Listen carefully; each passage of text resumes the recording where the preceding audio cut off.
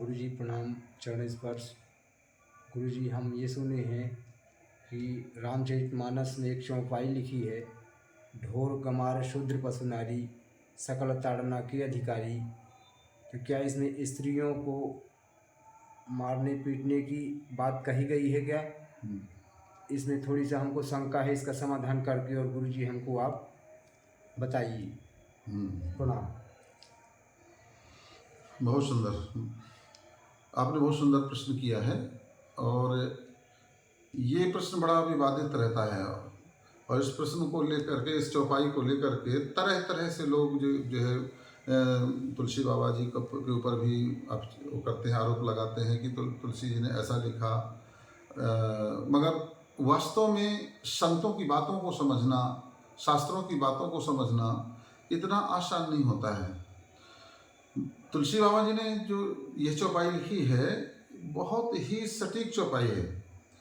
इसमें उन्होंने लिखा है कि ढोल गवार शूद्र पशु नारी, सकल ताड़ना के अधिकारी।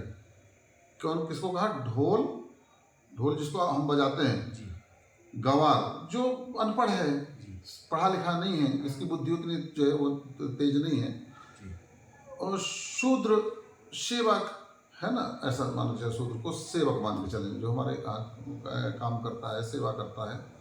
तो शूद्र पशु, पशु का मतलब जानवर हो गया, और नारी सकल ताड़ना के अधिकारी।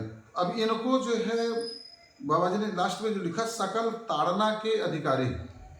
ताड़ना किसको कहते हैं? ताड़ना कभी मारने को नहीं कहते, ताड़ना कहते हैं देखने को, कि जो है देखते रहना। ताड़ना मतलब ताड़ते रहना। आदमी का कहा जाता है ना, इसको ताड़ते रहना, कहाँ जाता है, कहाँ आता है, कैसा, माने उसको उस पर नजर रखना। और नजर रखने का तात्पर्य द्वेष भाव से नहीं, और उसको जो है बैर भाव से नहीं, बल्कि अपनत्व के भाव से।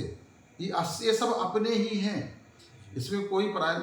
तो ढोल जैसे ढोलक जो होती है ना, अगर उस पर नजर आप नहीं रखोगे तो ज़्यादा गर्मी में भी खराब हो जाएगी, ज़्यादा सर्दी में भी खराब हो जाएगी, बरसात में तो खराब हो ही जाएगी। इसलिए उसको बार बार देखते रहना चाहिए, संभाल करके रखना चाहिए, है ना। जो अनपढ़ है व्यक्ति है तो हमारा ही, मगर अब बुद्धि उतनी ना होने के कारण पता नहीं कब क्या कर बैठे, इसलिए उस पर भी हमें नज़र रखना चाहिए, है ना। और सेवक जो हमारी सेवा करता है, उस पर भी हमें नज़र रखना चाहिए, उसके पास क्या है क्या नहीं है, क्या उसको कमी है, कोई कष्ट तो नहीं, कोई दुख तो नहीं है ना, उसको कुछ किसी चीज़ की ज़रूरत तो नहीं है, क्योंकि हमारी सेवा में ही रहता है वो।